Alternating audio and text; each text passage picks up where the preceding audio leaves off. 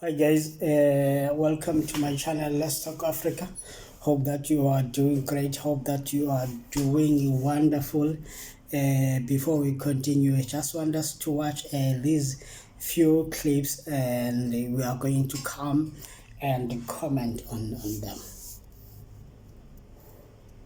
We must work for a future where Africans are able to migrate out of choice and not necessity.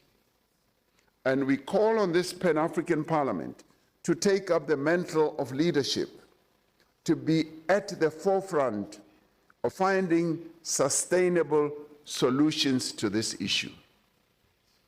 When I met the members of the Bureau before coming to this open session, they said, Mr. President, will you articulate what this Parliament should do in addition to what it is called upon to do? And it is this. This is this issue of migration that this Parliament must give leadership to. This Parliament must address this issue in a way that brings us all together, to work together.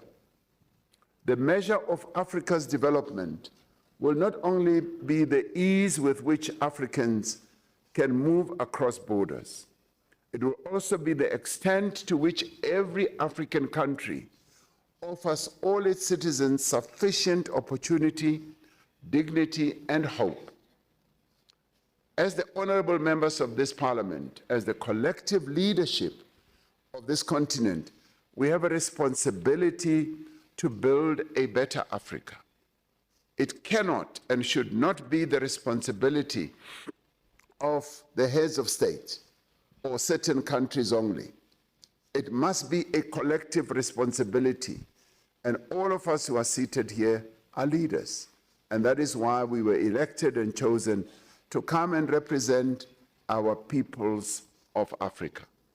We have a responsibility to build a continent that is at peace with itself, where conflicts are resolved through dialogue and diplomacy. You know what? It is fun how Africans react to the things that happen in South Africa.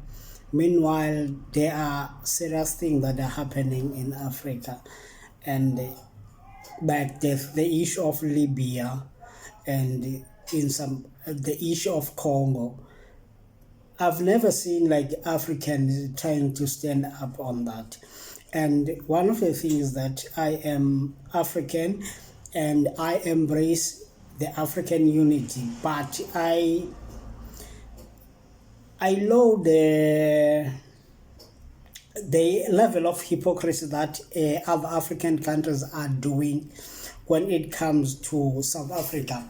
They only want to push the issue of xenophobia without balancing the scales. For example, it has been reported that out of the planes that repatriated from South Africa to Ghana, only 10 people were legal in South Africa. What about those 290 people who were in the country, who were illegal? And then the Ghana ministers is not saying anything about that thing. I think that each and every country, Ghana should be respected, South Africa also should be respected, and South Africa must not allow Ghana and Nigeria to push them, because when it comes to this, South Africa has a higher ground to defend itself, because these people, they come in the country illegal. So when you come in the country illegal or staying illegal in the country, some must coming with a tourist visa. Meanwhile, while you are watching, please make sure that you like and subscribe. While people are coming with a tourist visa, having a tourist visa, you stay for maybe 90 days or whatever days, and then you have to go after that 90 days. Some people are staying years, and they start to open businesses without a proper documentation. Is not an is not an insult to the host country, and then the country has been hosting them for a very long time. First of all, I do not support the issue of attacking other Africans, but what I am saying is that Africans should be wise enough to distinguish from right and wrong. Because what Nigeria and Ghana is shouting, they are just shouting on the moon. Because at the end of the day, South Africa has the higher ground on this. If the case is continuing, South Africa will be forced to put the evidence and then to show that should we let other countries' law to be broken in order to satisfy other countries. And people have been saying that we should also boycott South Africa, we should leave South African business alone, and so on and so on. It is ironic to say that. It is so funny hearing people saying that.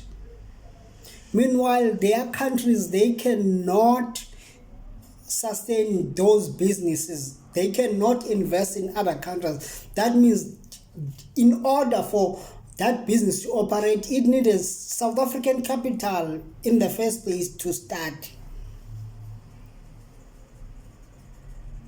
And one thing that government will not tell you, government will never let profit go away. You see what Lamula is been in Nigeria and also in South Africa, also in Ghana. The one thing that is coming out of the meeting is that a bilateral relationship should not be affected by this.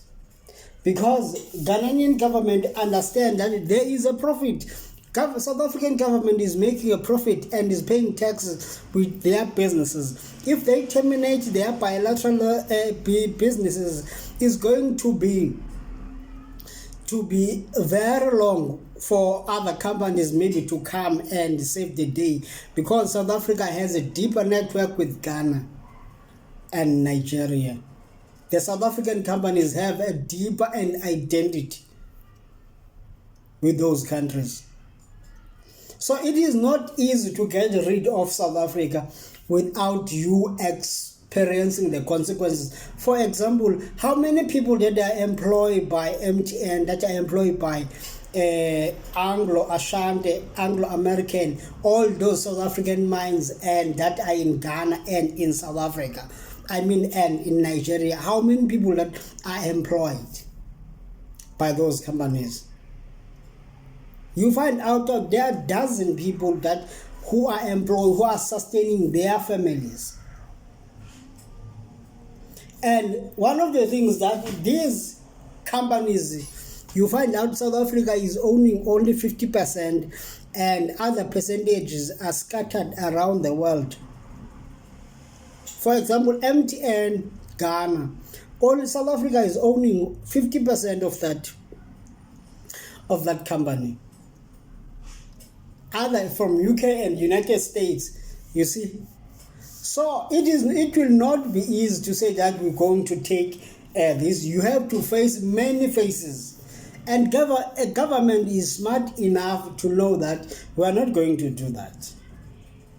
So guys, let us live with honesty and truth. Please make sure that you subscribe to my channel. Thank you very much.